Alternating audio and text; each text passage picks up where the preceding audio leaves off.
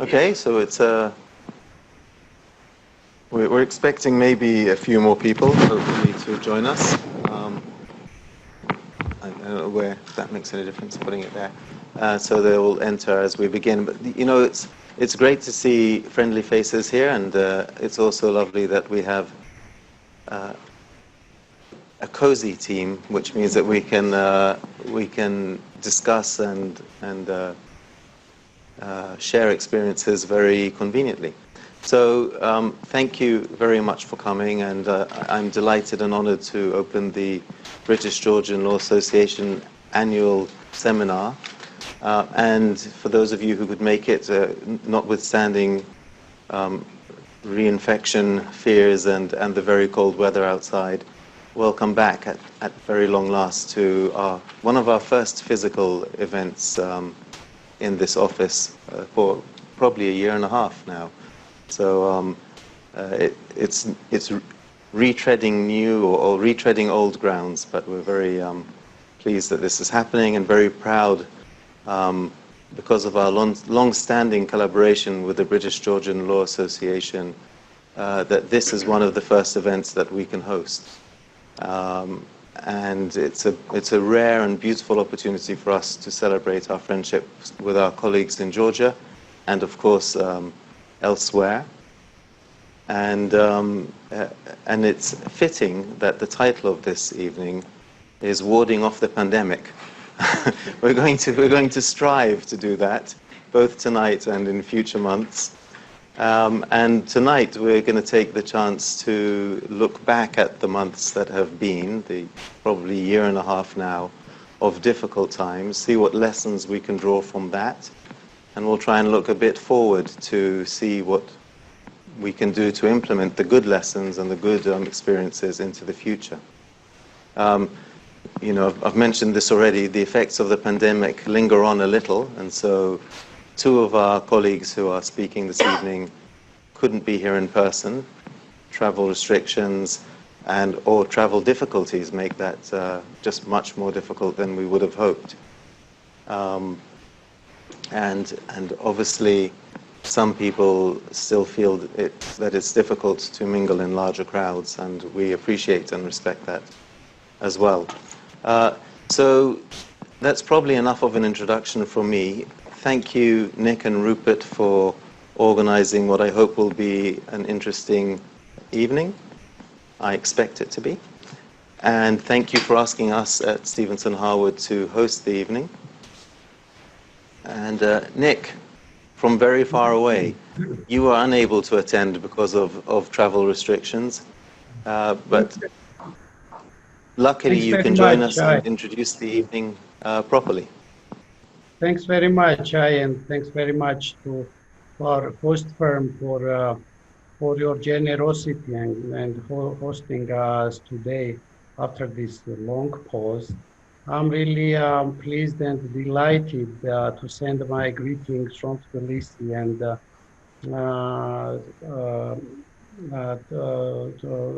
I'm very happy that we managed to get together in that room. But at the same time, as you can imagine, I'm equally disappointed that I'm not joining that table with you, and I'm not with you in that room today. And the reason is the plan was very much that I was meant to travel, but unfortunately, so it appears that when I vaccinated earlier this year, I picked the wrong vaccine from UK's perspective. It is one of the Chinese, the Sinovac vaccine, and unfortunately it's not one of the, I believe, 4 vaccines that the UK recognizes for travel purposes, which means that had I come, I would need to spend up to 10 days in quarantine. Which of course made no sense. So here we are where we are. At least the point is proven that the subject that we picked for today, warding off the pandemic, is really remains a burning and very, very relevant subject, unfortunately. And unfortunately, here we are. I was just recalling our last meeting. Shai, I don't know if any of your firm attended, but our last meeting under BGLA was at Clifford Chance exact 2 years ago in 2019. And looking back, with this hindsight, who could have thought back then that what was about to come were these couple of years of so much uncertainty, so much difficulty all around us. And who could have thought here we would be gathering at the end of 2021 and not knowing still, when to expect the full and final end to this,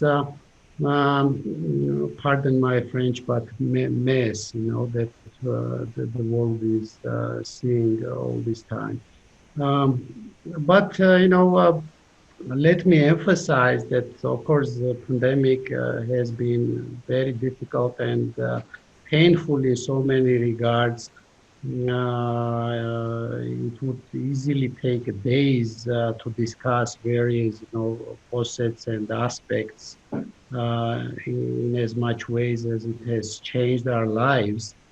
But obviously there is not much time this evening. All we can successfully deal with, hopefully we will manage to give you some flavor of legal and commercial aspects from these two countries' perspectives. And I'm really pleased to, now that I want to dive into the Georgian aspects of it, I would propose that we start with the Georgian speaker. And I'm really pleased to introduce Nikoloz Khundzakishvili amongst the panel. And for those of you who would have only seen that he is in senior important roles with EFES and Anadolu, and at the same time he happens to be our first vice chair of ICC Georgia National Committee, but fewer of us may know, and I'm pleased to emphasize that Nikoloz also happens to be one of the most visible, most active members of Georgia's business community. So I'm really pleased that you were luckier and you've shown better foresight, Nikoloz. When vaccinating, you picked the right one. Yes, you knew what you were doing. Thank you, Nick. Thank you. You used very much details on Oxford AstraZeneca. So he's happy to be there with you today, although he was telling me that he experienced some adventure on this journey, which again gives you the full picture of the complexities we are dealing with, in terms of travel and otherwise, because of the pandemic. But more importantly, of course, Nikoloz is the best person to update us on where Georgian business stands after all these difficult months and years. And no less importantly, Nikoloz, what is your perspective for the future? Thanks very much. The floor is yours. Should I start? Yes, please. Okay, thank you so much. I'm very pleased to be here. So it's my privilege and honor. Thank you, Nick, for introduction and suggesting me as a speaker here. So, in fact, I come from the Georgian business community. In one hand, I'm the head of the corporate affairs in Anadolu Group, EFES, which is a brewery in Georgia. We have two ultimate beneficiary owners, one Turkish Anadolu Group, another is Anheuser-Busch InBev. It's the largest beverages producer. At the same time, I have other pro bono activity, the National Chamber of Commerce. I'm the first vice chairman. So, when we are talking about the impact of pandemic on Georgian business, we have to take into the consideration that there are at least two big groups, like companies. One is, let's say, with EU standards, as usually big companies, which we have, and my company is among them. We have some crisis mitigation tools, structures, people, resources, so financial and human resources. But at the same time, we have another group of companies, SMEs in general, without any prior knowledge how to manage crisis. They are short in resources, money, people, etc. So what happened in Georgia right now? When we had a year ago unknown situation with lockdowns, etc., we, the big companies, could manage well. And from the very beginning we said, and one of them was my company as a leader, said that we have, let's say, three priorities. The first is the health of, this was an unconditional priority, health of our employees. The second was the continuity of our business, supply chain, production, etc. And the third one was our social responsibility toward the society, somehow to contribute. So many of us, many big companies did this way. But at the same time, we had small companies, SMEs, that they completely failed. So government introduced some, bailouts, some money, grants, etc., in order to keep them alive. As of today, after 1 year, when, for example, a year ago we had a demand shock. Right now we have a supply shock, let's say. A year ago we are short in vaccines. Today we are encouraging people to be vaccinated. This is very much true in Georgia because, why I don't know, but many of us Georgians, they refuse still to be vaccinated. While a year ago we had, let's say, we talked about the crisis, economic crisis. Right now we are talking about the, recovery. So the idea is that we are managing quite well, we, the big guys, this process. But the small and medium size enterprises, SMEs, they represent 70% of business employment in the country, 50% of the business turnover. Therefore, this is our role or our obligation somehow to help them. So they are in a very bad situation. They had problems before, which is access to finance, access to infrastructure, or let me put this way, access to skilled workforce or innovative assets, etc.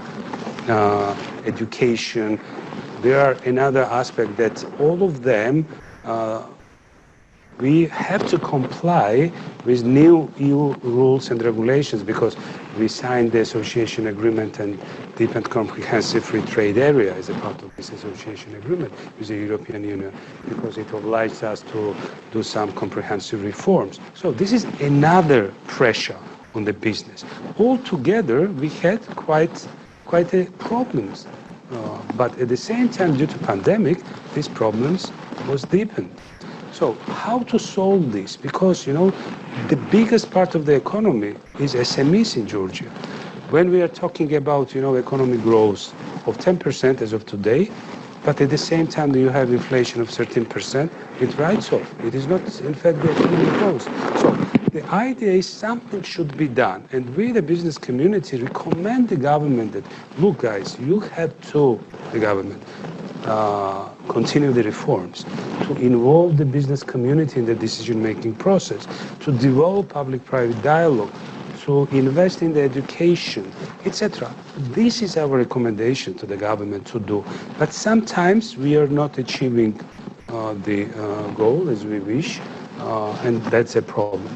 But we firmly believe that we have to work with the business community and the government, and the only way to fight against the pandemic, maybe it's odd from the business leader, but the only way is to conduct reforms in the economy, in the government, to reduce the bureaucracy, to reduce, all those extraordinary spendings in the government, and to focus on SMEs. So this is our plea, this is our request to the government, and in order to achieve this, we need, kind of robust public-private dialogue. We have some, let's say, platforms, but it's not that in order to achieve the goal. And I will finish my, small contribution with the saying that we believe that European Union, integration of Georgia to the European, let's say, the legislation. Okay, after 40 years, I will be the first one who will exit, let's say. But as of now, we need to be part of this. We need to be part of, economic or political or cultural, landscape of the European Union, because this is the only solution in order to make some hot heads in the Georgian government to comply with what we are saying, the business community, to be done. So the European Union is the best destination as of today for the country in order to develop the, let's say, the investment climate, and this is the best way to fight the pandemic. So there is no other way, and plus, investing money in the education. So that's pretty much our recommendation to the government. Yeah.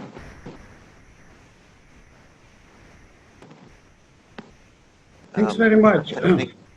Thanks very much, Nikoloz. But I did not mean to let you go that easily, And while I fully agree that, unfortunately, in terms of managing it health-wise, vaccination-wise, there is unfortunately way to go, and perhaps Georgia is lagging behind compared to some other countries. At least, fortunately, we've been removed from red lists for the UK and other countries who considered us as bad for travel purposes.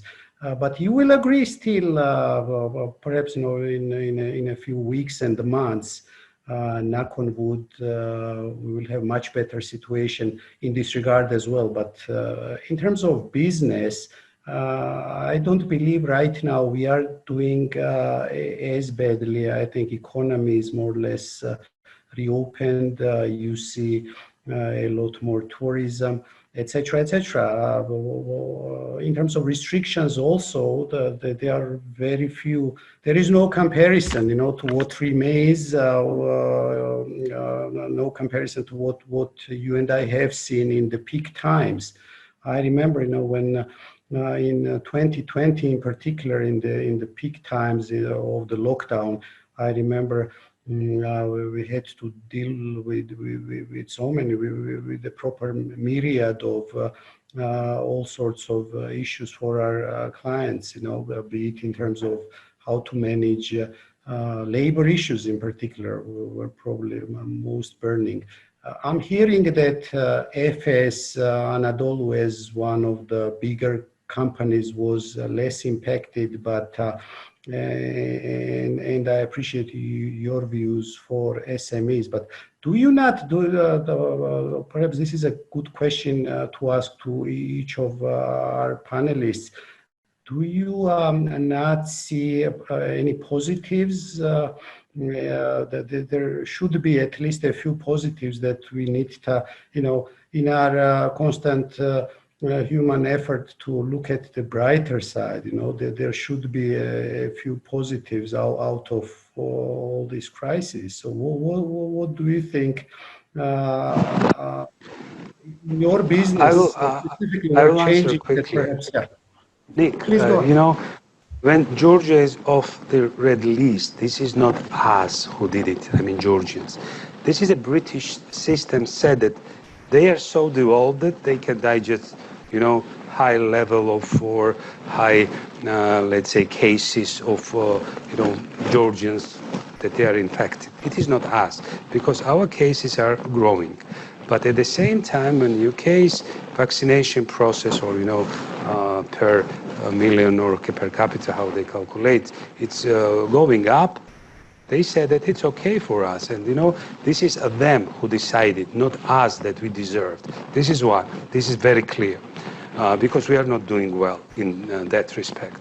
With regards to the positive, the economy is like a spring. We very much, squeeze this spring, and then, because of the lockdowns, etc., then this is a natural process. I said that, it was a demand shock beginning. Right now, so many, let's say, activities are going on because of this, exactly the spring effect, that we naturally went out and, started to buy this and that. And, next year, this would be not only in Georgia, but globally, the supply crisis.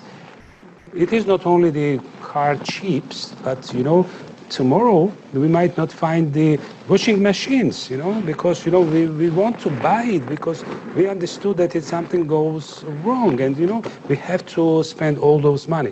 Therefore, when in Georgia we do not have the, let's say, production economy, but the consumption economy, that's why the inflation went beyond the economic growth. For me, this is minus. This is not an economic growth. So this is a natural process. I cannot, applaud the government. They did good things. No, it was a natural process that happened in the country. After, squeezing the economy, then when you, just release the spring, that's, the economy will work on that way. And the economy in general works that way. And we have even the joke in the business that economies grow during nights. Why during nights? Because government sleeps during nights. That's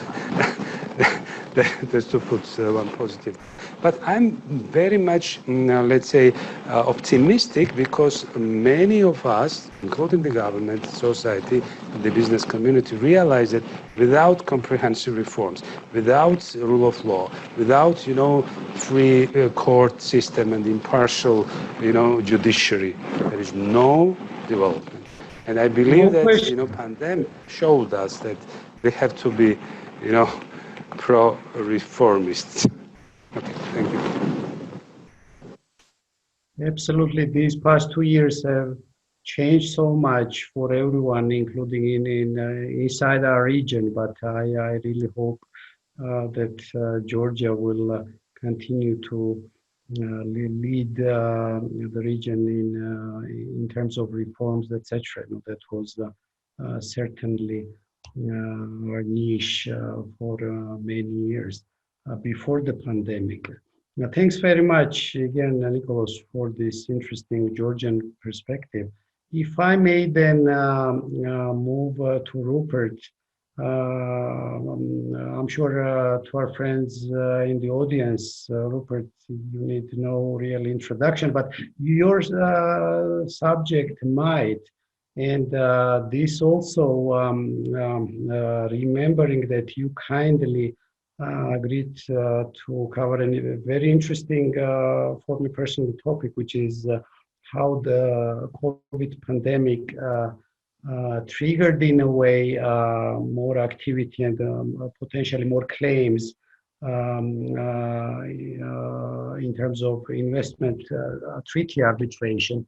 But at the same time, I believe you found a very good link to an event that has, in a way, if you like, in a positive way, overshadowed ours, happening in Glasgow this very week. I'm talking about COP26, of course, and admittedly, maybe I should have started with this announcement that, unfortunately, despite our tradition, traditional and historic support from the U.S. Embassy, we've not done. I don't believe we've ever done. Rupert, you may also remember, we've not had a single event in any previous years without an embassy representative, and believe it or not, this time the embassy representative, the last minute, was stolen by that very event. So I'm hearing all our embassy staff happen to be in Glasgow now, hosting the Georgian delegation there. what to do, but what is your connection, in that solid investment treaty arbitration context? What is the connection you would make to renewable projects? Is it is that area, is that the sector where you see more activity than anywhere else in this period? Please, Rupert, floor is yours.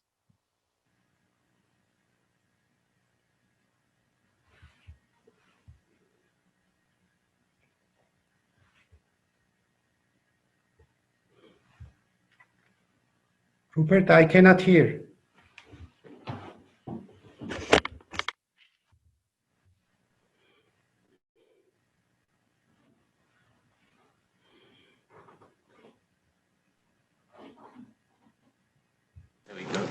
Okay, green. Can you hear me now, Nick? Yes. Good. Great. Yeah, that's perfect. Okay. Sorry about that.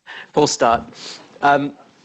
Try again. Well, I was obviously aware that this event was going to coincide with the beginning of COP26. So I was thinking long and hard about how I could make it as topical as possible, and I came up with the idea of investment treaty arbitrations in the renewable energy sector, caused by, or that might be caused by, the COVID pandemic.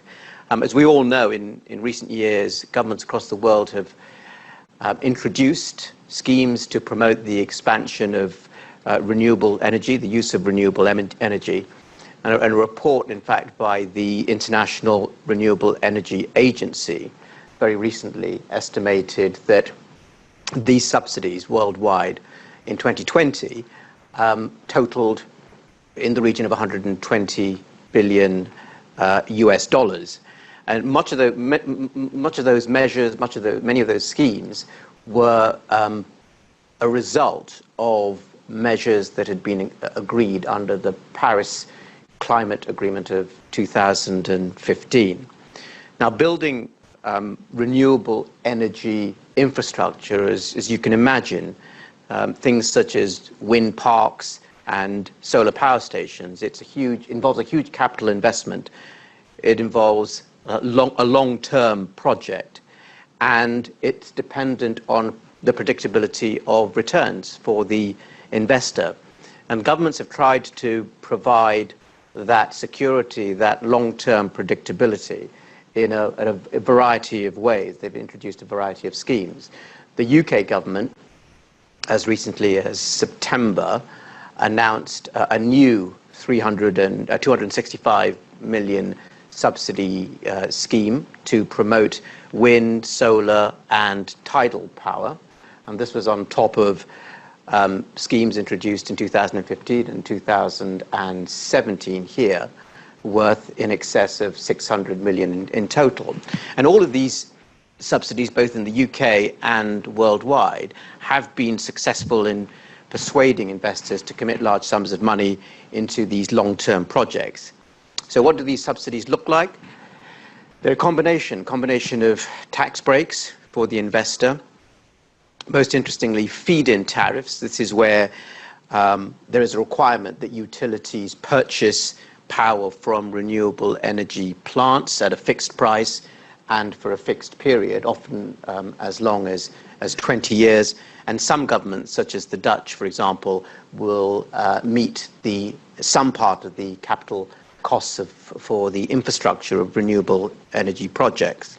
But some of these schemes have not operated as originally planned. They've not been well thought through, and they've proved to be much more expensive than the governments had intended or anticipated. That could be because of the failed technology involved, or it could be because the scheme itself did not include sufficient flexibility to change tariffs in response, for example, to a surge in uptake, a surge in demand. So if you consider that sort of context and put it together with the situation since 2020, since the onset of the pandemic, when countries have been grappling all over the world with spiraling national debts caused by unprecedented intervention fiscally to prop up economies in our own country through furlough schemes and stamp duties, You can see how now, as we emerge from the pandemic, governments are looking at ways in which to fill the fiscal hole that has emerged. And we've seen that in the recent budget that was announced by the Chancellor. Every area of government spending now is under the closest scrutiny, not just in the UK, but worldwide, and budgets are under pressure. And it's inevitable that scrutiny will, in some countries at least, I hope not here anyway, focus at some point on these renewable energy schemes. And there will be some countries that are tempted, therefore, either to reduce the extent of support provided to projects, renewable energy projects, or to withdraw it completely. And it's also inevitable that some of these measures will lead to investment treaty disputes. A recent example of that is Mexico. Mexico has, in response to the pandemic, introduced restrictions on the use of renewable energy or on renewable energy production. It is said that that is in response to a reduction in the demand for electricity caused by the pandemic, but it's actually there is actually some suspicion that that is rather an opportunistic step intended to support the oil sector in Mexico, which is a very important part of the Mexican economy, and it's a pet project of the president, the state-run oil sector, which has been under pressure from renewable sources. So there is a concern that this is just a pretext, and investors in Mexico, as a result, are now looking very closely at the measures that the Mexican government have introduced to see if they comply with various investment treaty obligations. But arbitrations have already commenced in the renewable energy sector in claims against Canada under the NAFTA bilateral investment treaty, and also in claims against both Spain and Italy, amongst others, under the Energy Charter Treaty. The claims against Spain are particularly interesting because there are several, in excess of 40, that have been brought against Spain. And these follow the withdrawal of incentive schemes that the Spanish government had introduced back in 2013. And some of these arbitrations have resulted in final awards.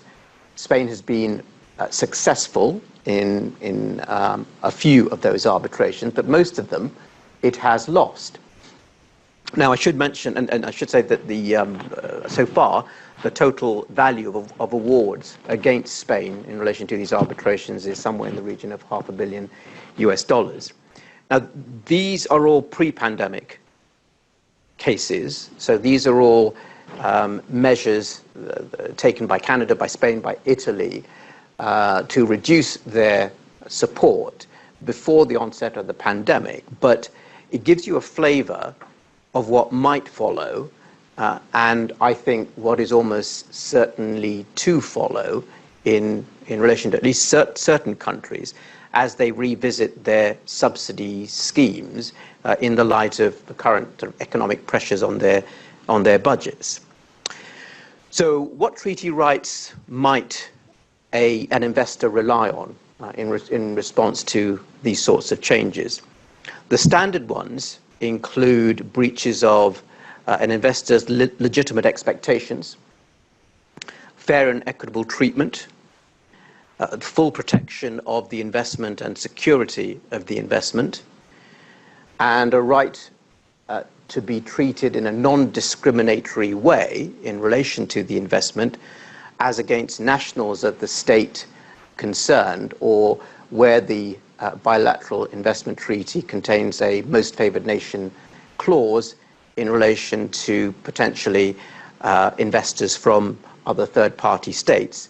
And then there's often a no expropriation clause introduced in bilateral treaties. And these can arise not just where direct subsidies are reduced or withdrawn, but where tax breaks that had existed for renewable energy schemes are themselves changed to the detriment of the investor. And the breaches of these sorts of rights may arise where measures are taken by governments in response to the pandemic, but those are deemed to be either unreasonable or disproportionate in their scope.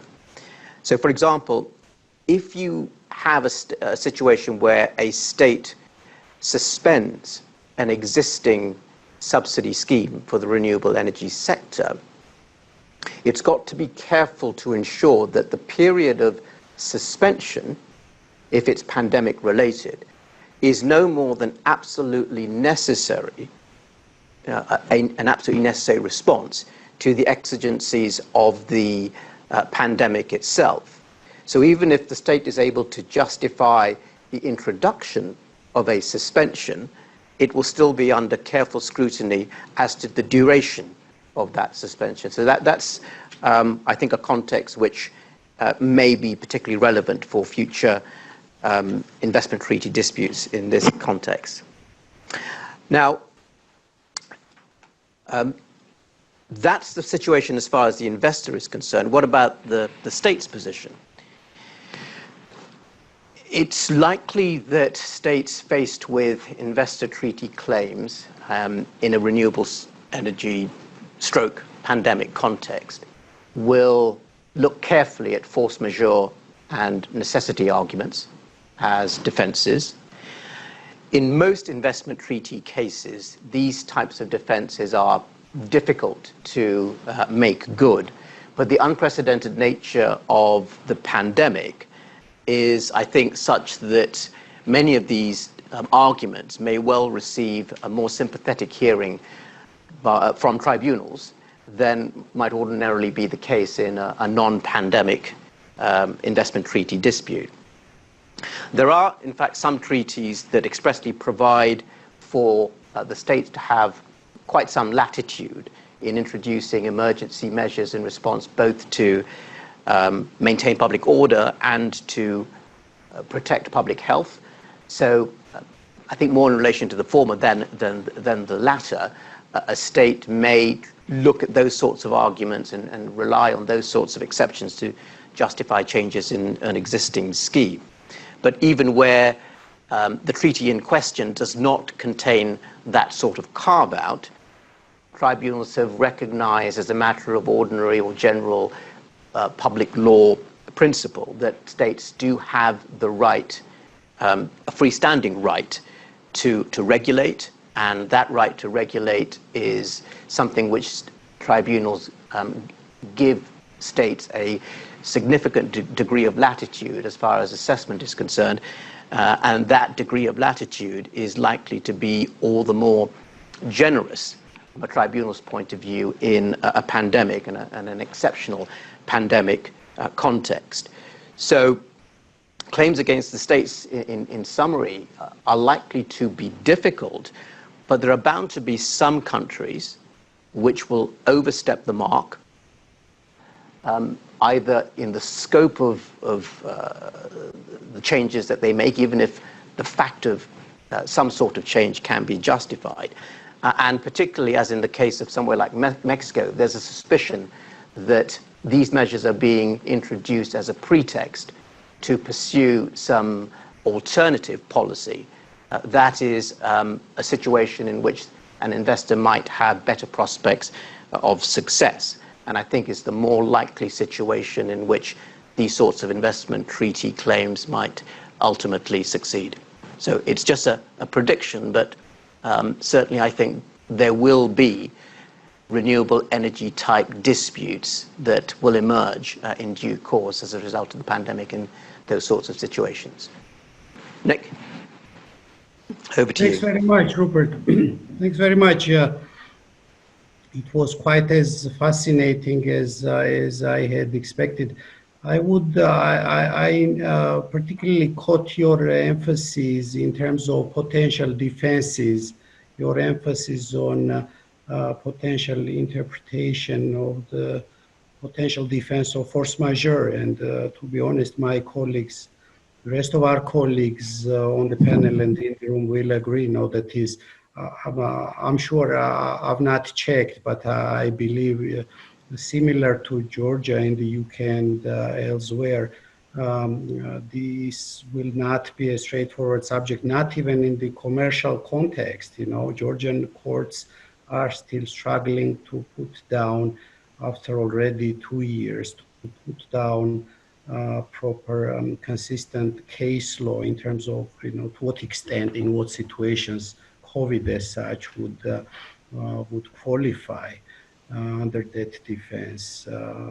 In terms of, you know, I was mentioning, of course, there is no question that one practice area where it's hit the worst was, of course, labor. Yeah? And in terms of unjust dismissal claims, or we've had situations, Nikoloz will agree, more often, you know, companies tried to minimize their loss in situations where remote work was also not possible. They, when they scramble to somehow keep the employees, you know, sometimes they would offer unpaid leaves, you know, and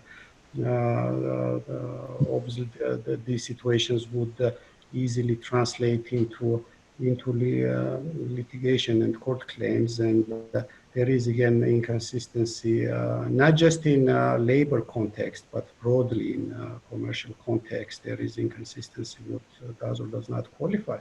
By the way, Georgian courts have been more consistent, I believe, whether or not they would allow, and typically they would not allow you procedural extensions for filings, etc., in the courts, which also links well, I think, as an introduction to our next speakers. The turn goes now to our hosts, Shai and Priya, whichever sequence you like to. Again, you know, I'm trying to catch a few positives here, and I can readily suggest that there have certainly been, in terms of litigation, arbitration, commercial dispute resolution processes, right, that we've seen in Georgia, in our Georgian experience, for example, clearly what was only theoretical possibility in terms of virtual hearings, for example, has now become a solid practice, whether fully or partly so-called hybrid hearings, but clearly they worked rather well. Of course, there were, especially in the first few months, there were technical issues, etc. But bottom line is, now that they are more or less streamlined, I think they are reducing a lot of time and cost. I hope you agree.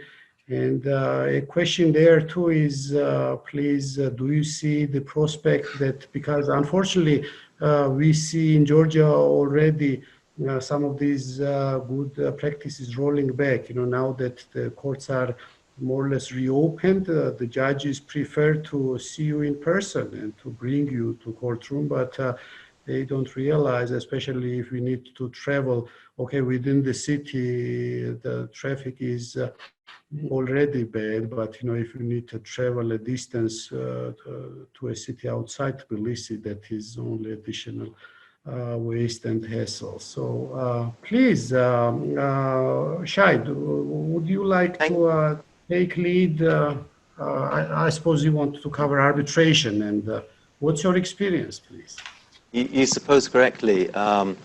My colleague Priya and I, we talk about these issues from a different perspective.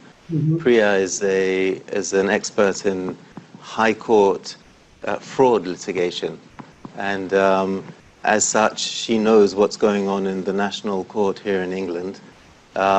Whereas I am an expert in international arbitration, and every day that I spend in any national court, I'm grateful if it's not because I've been arrested, and I otherwise regard it as a failure of sorts.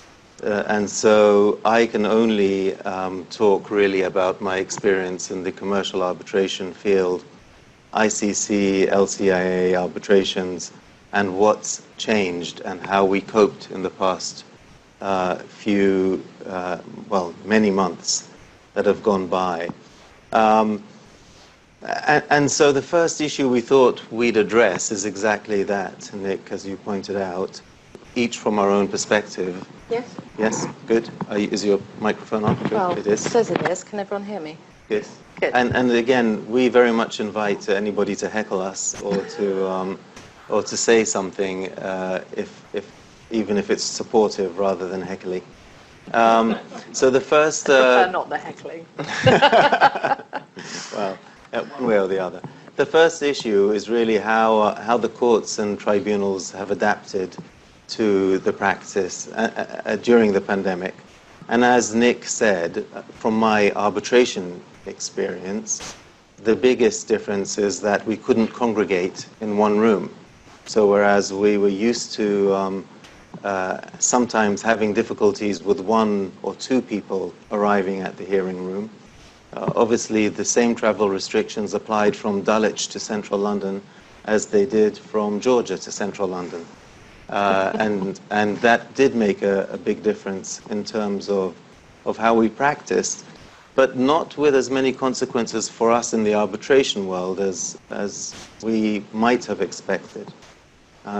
Personally, one of the biggest differences is that we had to introduce a separate internet line to our house to make sure things didn't drop off in the middle.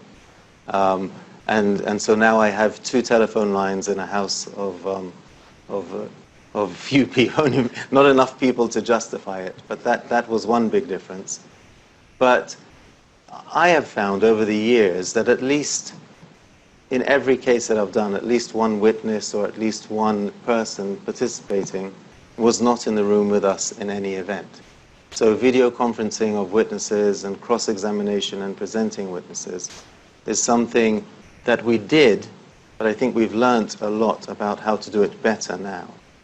But let me start, sorry. So the first point is that we were used to doing it a little bit and it's been working quite well.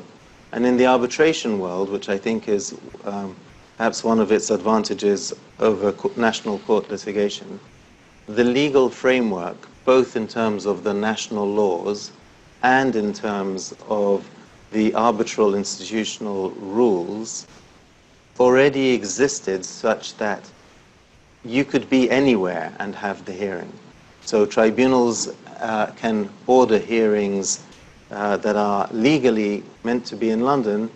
The tribunal can decide that they are held anywhere. And the language of the relevant provisions is wide enough, or is not restrictive at all, really, but allows us to hold hearings that, it turns out, allows us, nobody's challenged yet to my knowledge, hearings that are held with one arbitrator in one country, another in another, and a third in a third, and with counsel and witnesses in other countries altogether. Subject to English law or the law of a particular country? So my personal experience over the past year and a half has been with English-seated arbitrations that weren't physically in England anymore. So yes, the English Arbitration Act and the LCIA rules and the ICC rules and their equivalents in other places allow that. But that's not, we are amazing, English people, and the English jurisdiction, but in this regard, we're quite average. So the legal systems around the world are similar in this regard. You don't have to have had an arbitration in England necessarily so that this flexibility would be permitted. Only very few places remain where there are restrictions on where the arbitrators must deliberate and sign the award, for example. I am not aware of any jurisdictions where a hearing cannot be held away from the seat. There might be, I'm just not aware of them. How do you determine the seat as opposed to venue for the purposes of Lex Arbitration and the rest of it? So these are matters. The seat of the arbitration is the legal place of the arbitration, and that is normally determined contractually either by the parties directly, or in the case of the LCIA, although it might be an outlier in this regard, where there is no express provision, English law governs the rules, and the seat is presumed to be in England. So there are some answers, but not always. And where there is no answers, the tribunal has the right and the power to decide. Under most rules, it's left to the tribunal, and parties sometimes argue about these things. But in the pandemic, or during the pandemic, I don't think there were many arguments about these issues. I think with what we like to call sophisticated counsel, but it's probably better to say reasonable counsel, these issues were agreed and smoothed over without. I'm aware of small issues around COVID that arose procedurally, but not big ones. One big thing that was a difference, I think, is how we talk to people. So, stating the obvious, perhaps, and there have been many funny cases that we're all aware of. The cat, was it the judge or the cat lawyer?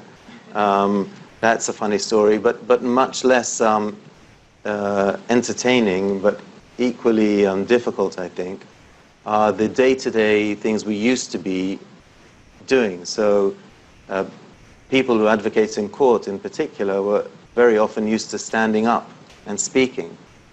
Well, if you stand up in front of your computer camera, you know which part of your body you're showing the judge. So that is a small practical lesson which most people learnt very early on. Other issues, again, just small differences that make a big difference to your presentation, I think.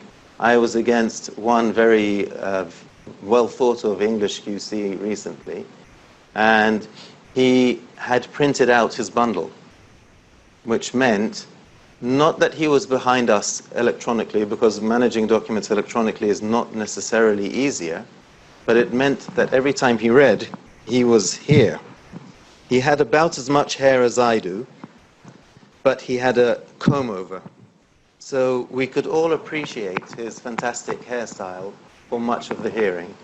And he missed, I think he missed the ability to communicate better with the tribunal as a result, because he was reading.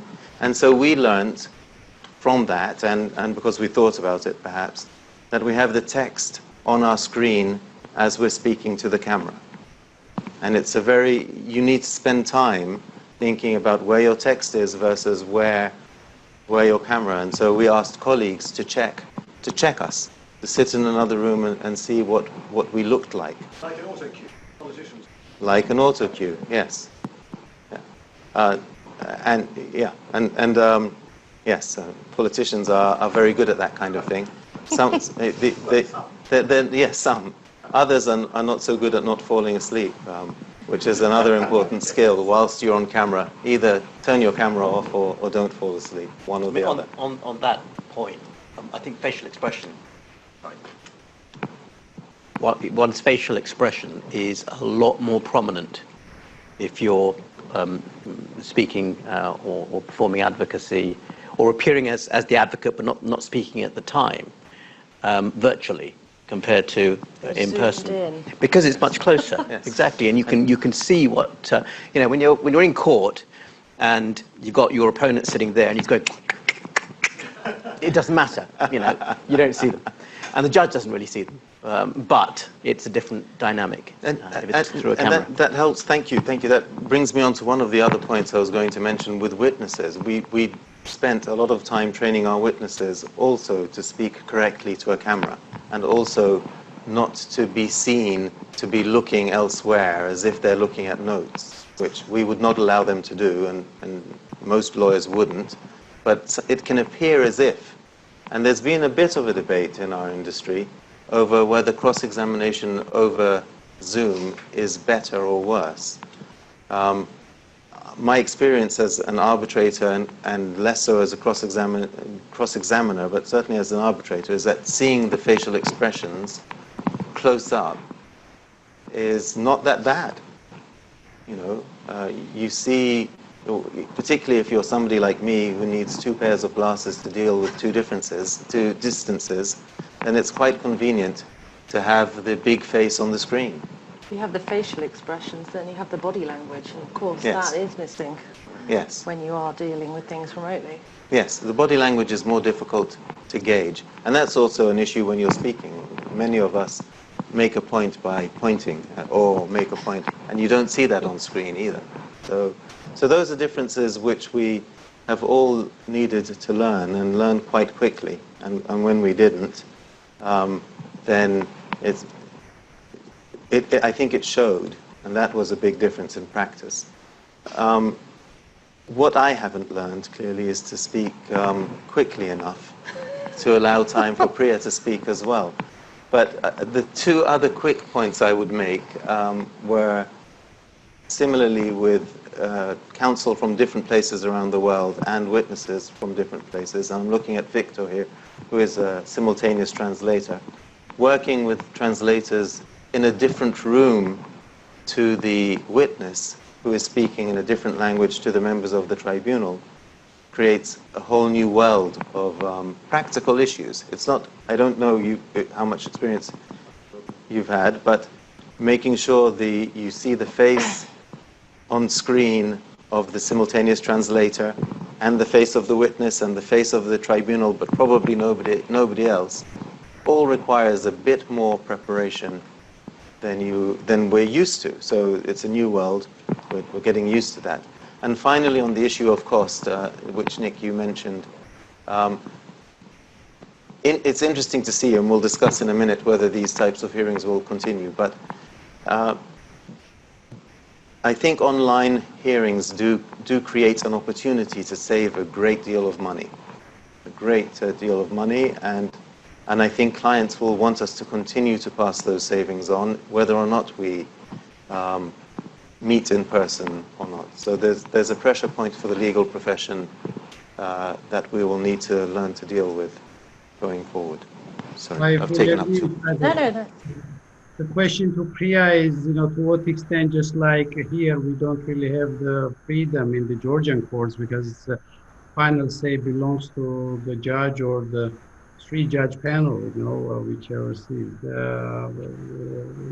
What is the situation there, Priya? Is it, do you see the parties or the clients controlling in any way, whichever way it develops? So, as Shai mentioned, I sit in the litigation department, and the types of cases I tend to do are very large, high-value fraud and asset tracing cases involving lots of parties, huge counsel teams, huge solicitor teams, and client teams. And most of the barristers that I work with and that I have spoken to are very much in favour of getting back in court. The case I'm working on at the moment, it is just so problematic to have a remote hearing with this many people. The logistics of it is impossible. I think we actually had one in this room at one point with various cameras, spider speakers, and as you can imagine, a lot of things went wrong. The rule at the moment, as I understand it, is that hearings are to be heard remotely unless the court directs otherwise.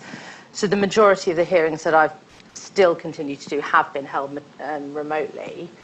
They have tended to be more procedural, or the sort of shorter hearings in the insolvency court, where you've got the ICC judges trying to get through about 50 cases in a morning, and it's far more effective for those to be heard remotely. And I do think those types of cases probably will continue to be heard remotely for some time. Of course, it's not appropriate, like I said, for all cases to be heard remotely.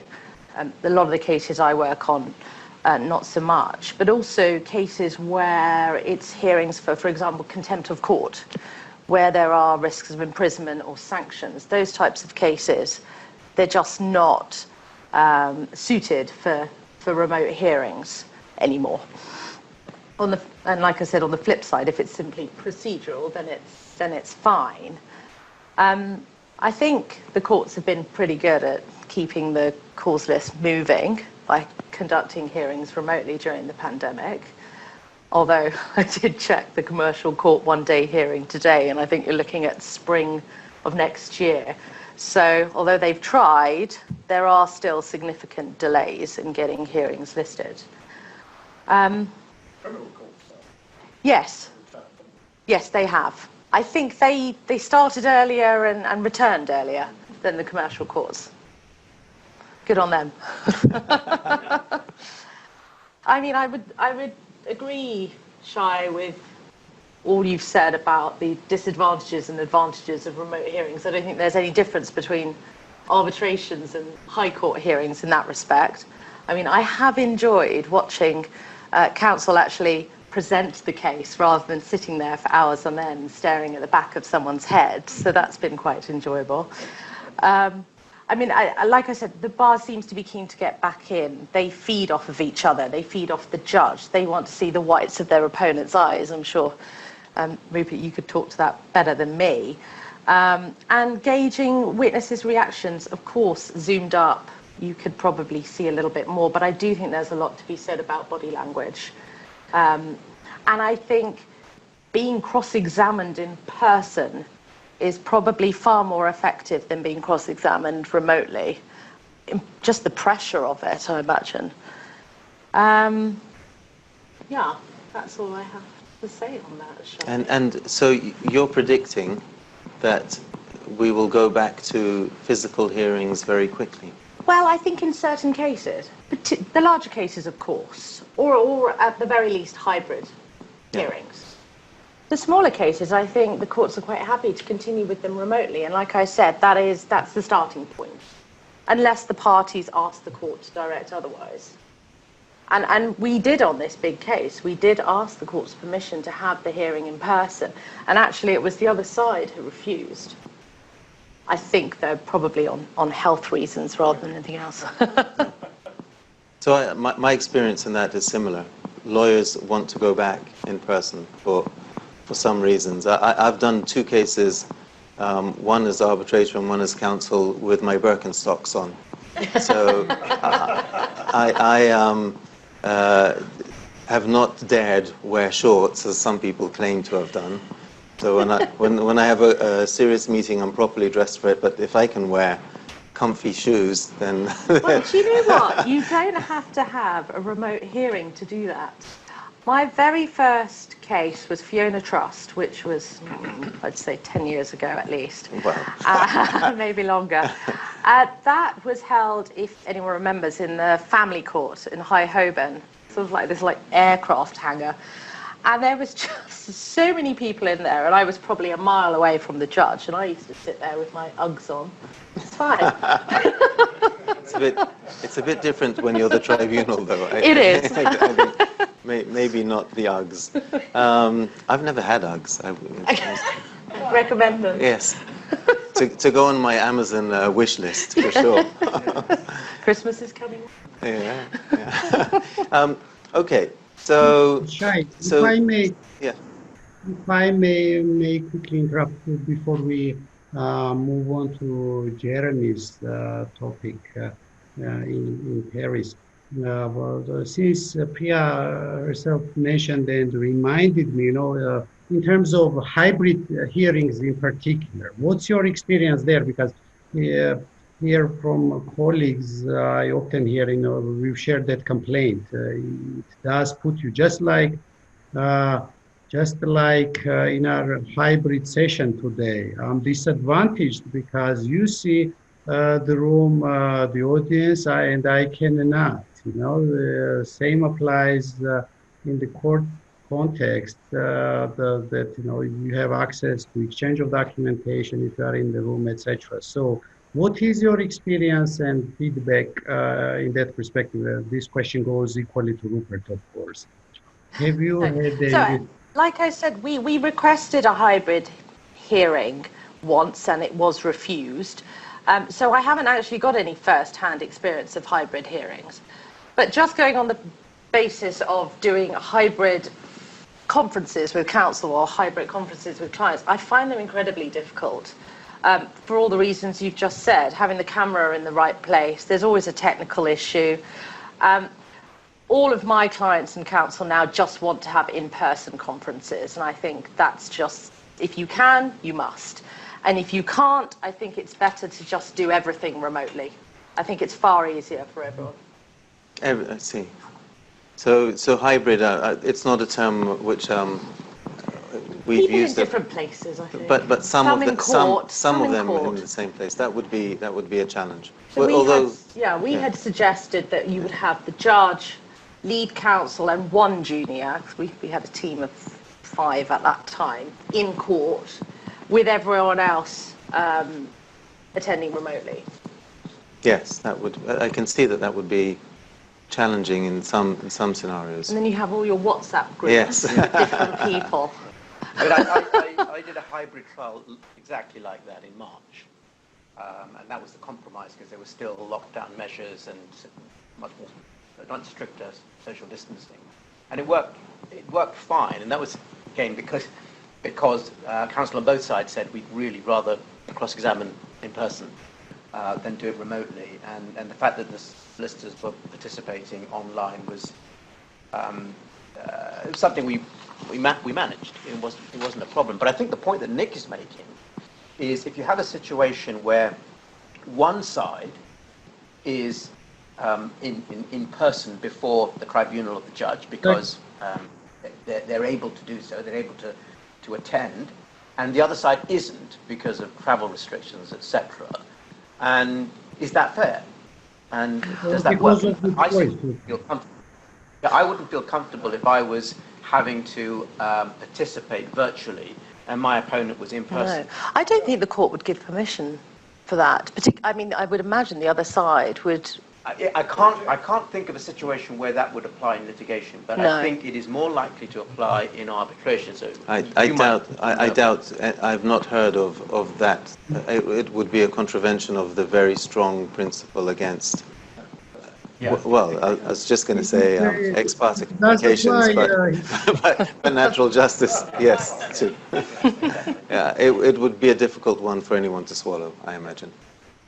It does apply here, you know, that is, as I said, for exact same reasons of fairness to both parties, and obviously, you know, any dispute resolution process needs to be a competitive process where you cannot disadvantage one of the parties. So for that purpose, but here Georgian courts do give you that choice times, so that they would offer both parties to appear or stay remote, and if in a way, then it all depends on the other side's choice. If they prefer to go to the court, then as you rightly pointed, it serves your client's interests much better that you follow the suit and go visit the court wherever it is located.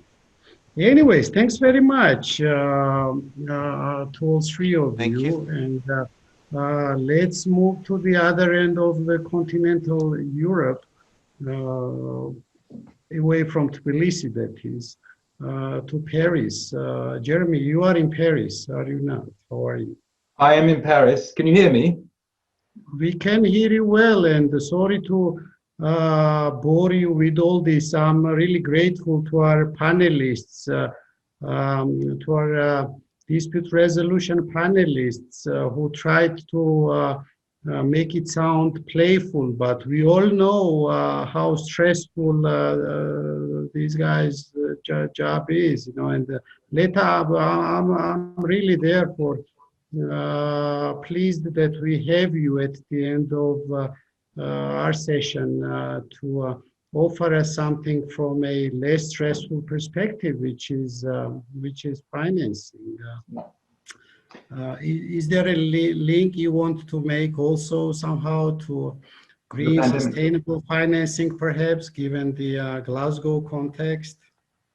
Exactly. Let me just first of all add my apologies to those that you've already proffered, Nick, for not being there in person. I have less of a good excuse. I just have, I'm based in Paris. I'm an Englishman, as you can probably see from the Union Jack behind me. And despite of all temptation to belong to other nations. I'm staying in Englishman, but I'm based in Paris. So I haven't been able to get to you tonight. But the other point I wanted to make, I'm a transactional lawyer, so I'm up against all these advocates in the room this evening who are so good at public speaking. So you'll have to excuse me for that. Plus, I've got these notes in front of me, which are probably going to break all of Shai's rules about what not to do with notes on video conferences. But we thought it would be useful just to give a transactional aspect to this evening, in addition to what's been discussed on the litigation and arbitration fronts. And I'm pleased to say that actually I'm going to be talking about something which I think is a positive and a success story that's come out of the pandemic, and that's sustainable financing and the boom that we're currently seeing in sustainable financing. And I'm glad as well there's a bit of a connection with what Rupert was saying about renewables, and in particular how Georgia is playing its part in the development of sustainable financing. So just to answer your question, first of all, Nick, what is the connection between sustainable financing and the pandemic? It's perhaps not obvious, and I have my own take on it. I think that without going into too much of a philosophical slant, I think the pandemic has forced us into a bit of self-reflection about the fragility of things globally, and how something on one side of the globe can have an effect on us in England or in Georgia or in France.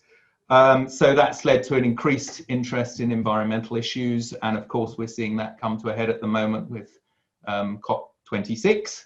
But also, if we look at the kind of social aspect of sustainable financing, the products that we're talking about, which I'll explain a bit more in a few minutes, I think are perfectly in tune with the kind of social and political movements and ideas that have been making the front pages over the last 2 years since the pandemic began. And I'm not sure whether they're because of the pandemic or in spite of the pandemic, but I'm talking about the movements for social and racial and gender equality, BLM, and all the things that go with it. And although the sustainable financing products have actually been around for the last 15 years or so, it's only really in the last 2 to 3 years since the pandemic began that they've, I think, really caught the mood of the generation, as it were. And that, you know, that times change and we change with them, to quote someone, Virgil, I think. But the products themselves have adapted to fit the roles that we now want them to play. So whereas green bonds started off 15 years ago as just being environmental things, they've turned into something different, and we've got a wider range of products now which fall under the general umbrella of sustainable products. So we've got green financing proper, which is where we have a financing and investment in a company, and where the company invests the proceeds of the bond or the loan into an environmentally friendly project. We have social financing, which is where we're investing in social products to improve social issues and healthcare in particular. And that is actually a direct connection with the pandemic. And what we were seeing at the beginning of the pandemic was social bonds being used to finance international organizations to develop vaccines and to administer vaccines. So that's a real direct link between this type of financing and the pandemic. And more recently, we've been seeing sustainability linked products, which is financing products which are not where the proceeds of the bond or the loan are used in green or social projects, but rather where the performance of the company borrowing the money, its green or social performance, will affect how much it needs to pay under the bond. So if they do badly over the span of the bond in social or green terms, they will pay a higher coupon, a higher interest rate. If they do well, they'll pay a lower interest rate. So those are perfect products for the times that we're in as well, because they don't require an investment right here and now while we're just coming out of the crisis, but a more long-term view over 4 or 5 years. And this has all been helped by legislative and industry developments, which have also been growing apace in the ESG space since the pandemic began. At the EU level, we have the taxonomy regulation that came out last year, which is dealing with how to classify different types of green investments, and now that's being extended into social investments. We have the EU green bond proposals, which came out this year for developing a framework for something that is recognized as an EU green bond. And from London, as we are in the British Georgian Association, we need to mention London, which has really been at the vanguard of developing guidelines for issuing sustainable bonds and loans with the International Capital Markets Association and the Loan Markets Association.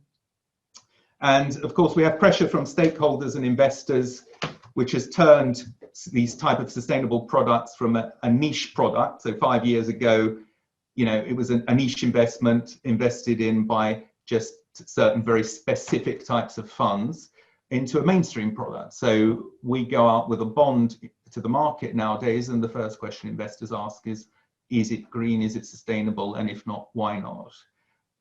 So that widens your investor base. We have your green and social investors, but also the normal investors, and it also gives a better pricing. So there's now economic sense as well in doing this.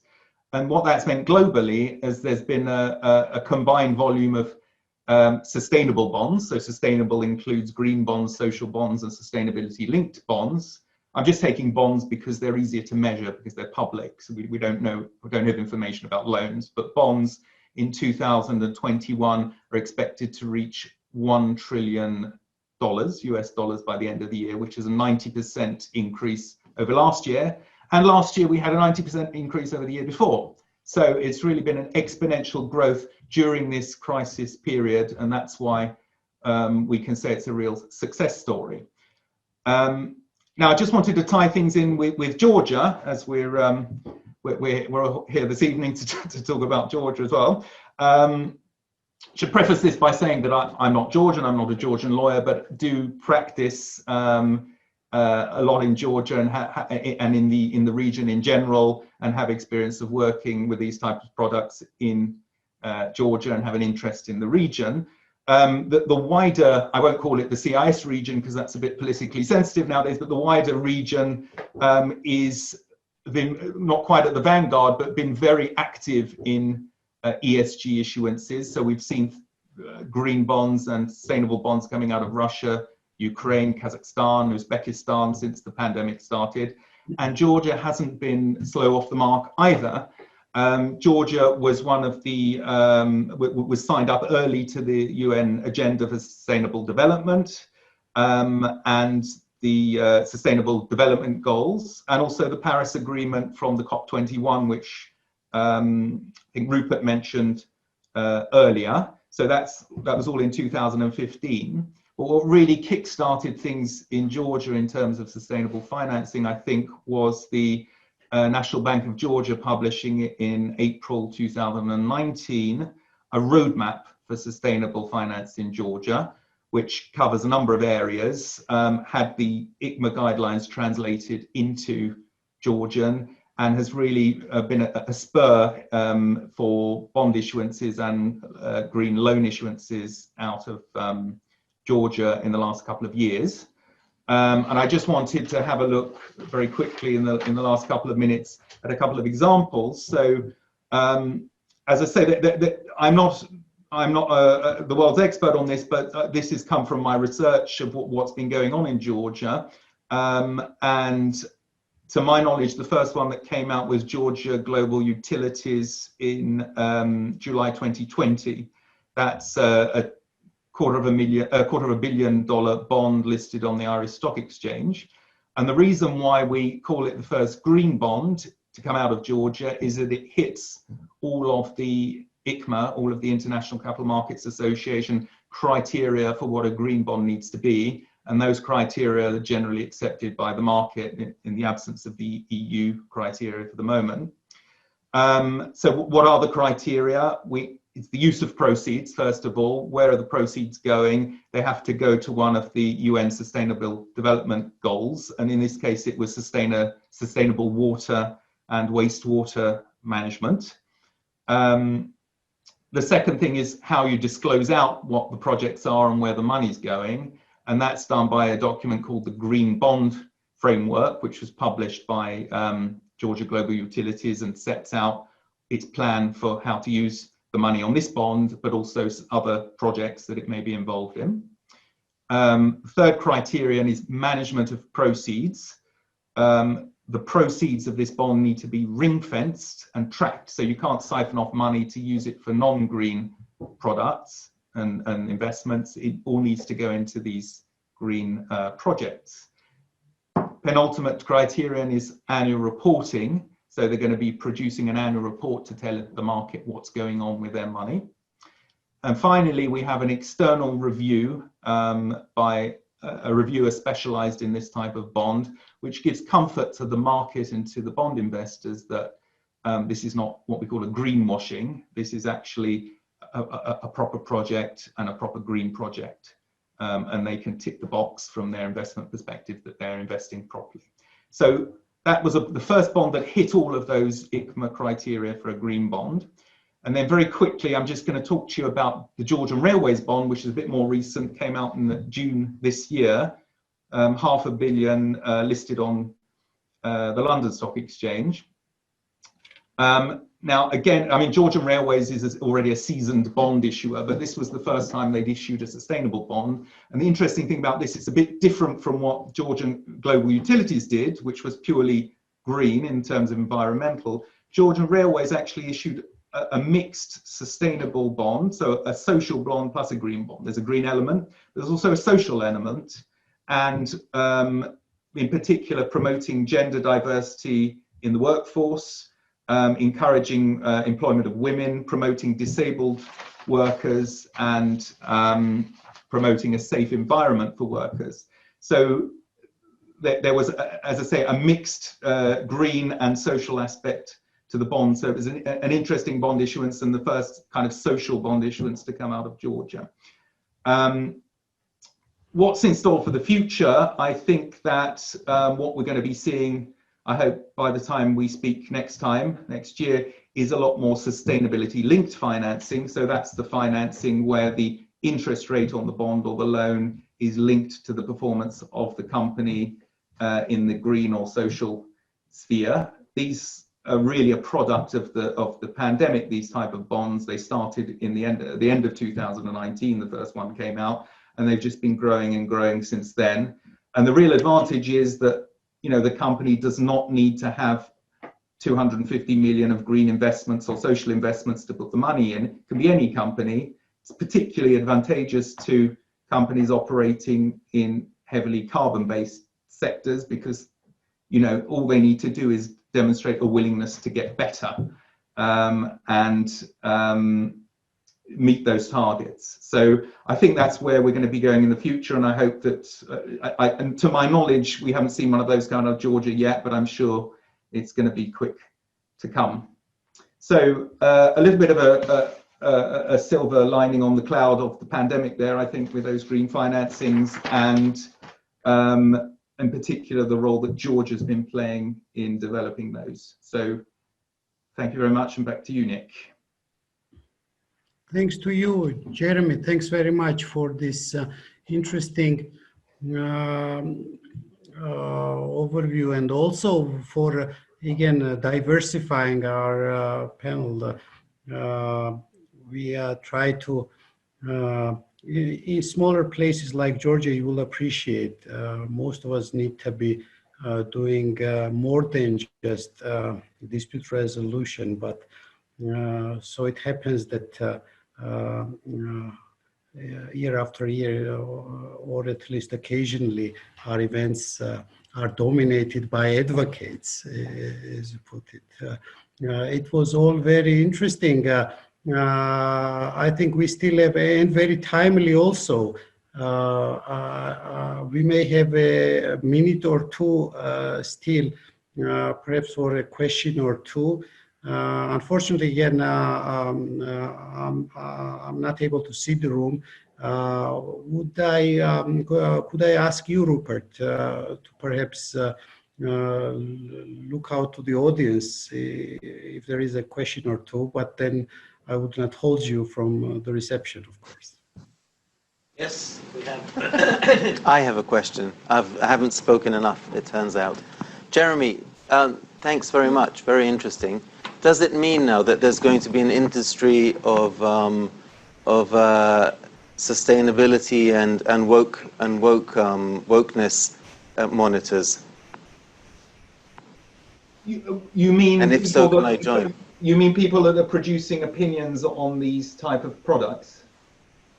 No, on compliance.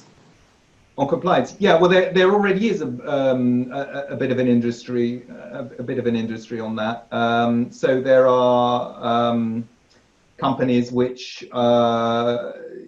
structure these type of things and check compliance with them and give opinions on whether something is green or woke enough to meet the criteria. Who pays?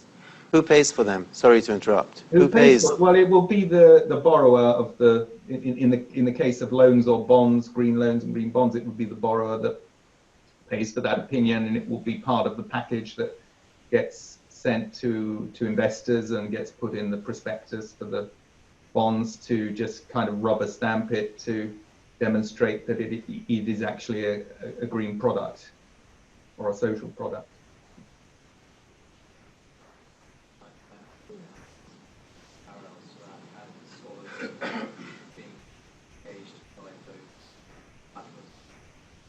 Yeah. So I don't know if you heard that, Jeremy, but is that for me? I didn't hear it. No. So similar to Sharia compliance was the point. So there are people who give you comfort on Sharia compliance and Islamic finance. Yeah. In a way, yes. I think that it's slightly different in as much as they're not, whereas Sharia is a legal type of compliance, I suppose, and you would go to a Sharia legal expert to get it. In this case, these are special firms that have been set up. It's also done by the accounting firms, the big four firms give these type of opinions and give these compliance, monitor this type of compliance as well. At the moment, I mean, I should say, at the moment, the criteria are not really legal. There's nothing legally binding in terms of when someone issues a green bond, you can't be sued because it doesn't comply with a particular legal criterion. But these are all just industry guidelines at the moment. So ICMA and LMA and all that stuff are just guidelines about what the market is expecting, but there is no legal definition at the moment of what a green bond or a social bond is, for example. Okay. Shai, not to forget, is there a question? We don't have a roving microphone. You'll have to speak up very loudly. Okay, I have two questions, but sorry, they both off topic maybe a little bit and not related to Georgia strictly.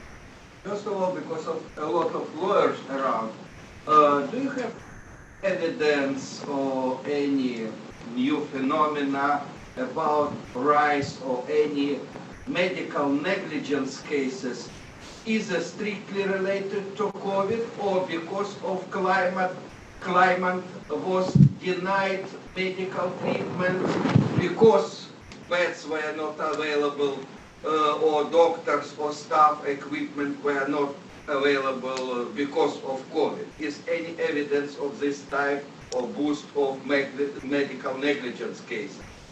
This first question. Second question related to previous your discussion about change in this court environment and procedure, how you actually work.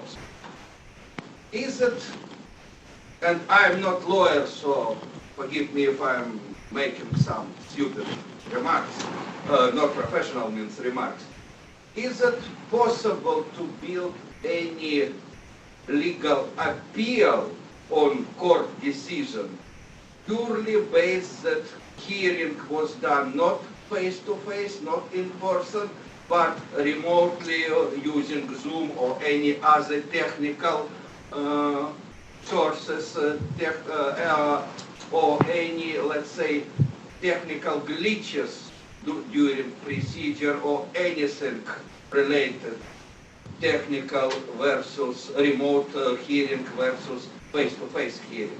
Any legal basis for this appeal, which will be admitted in court of appeal or any case.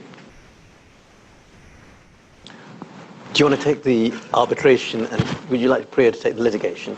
And I'll supplement if I need to speak. In reverse order. In reverse order, okay. Litigation first. Yes.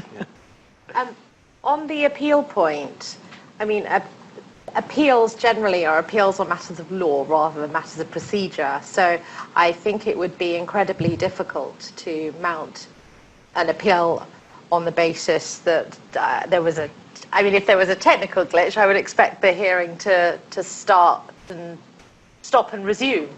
So I can't see any basis for an appeal just based on that. I am afraid I don't have any experience of medical negligence claims. I don't know, Rupert, if you do, or Shai. No, I'm it's a bit outside of my practice. No. Yeah. It's any... I've not heard of any claims, medical negligence claims arising from COVID. But exactly, it's still early days. Yeah. It is still early days. One consequence we know of COVID is that non-COVID related operations have been delayed very, very significantly. And that's sure, exactly. So I certainly wouldn't discuss the possibility that might arise in the future, but I imagine a court will look very carefully and sympathetically at the doctors and the hospital if the reason for any delay is COVID related, but it's going to be very fact sensitive. Certainly worth. I think it'd be very hard to get settled. Yeah. Well, particularly given that a lot of the cases, they don't know if it's what the cause is. It could be COVID and or the underlying condition, and how one goes about determining which one it was is, like I said, it's outside my practice area, but I can imagine it be incredibly difficult to prove. Yeah. But coming back to your other question about remote hearings, in terms of an appeal, I guess the situation where that might arise is if a hearing took place. The scenario we talked about before, the hearing took place, one party is allowed to be to appear in person, the other party has to appear virtually, objects to that, and let's say in an arbitration context, foolishly, the tribunal allows the hearing to proceed on that basis. So yes, so if I absolutely, there would be grounds for challenge if the tribunal did not manage the situation fairly and afforded one side an opportunity that the other side did not have, and some kind of advantage. So I am not aware of any challenges that have arisen. Nobody dare to challenge yet.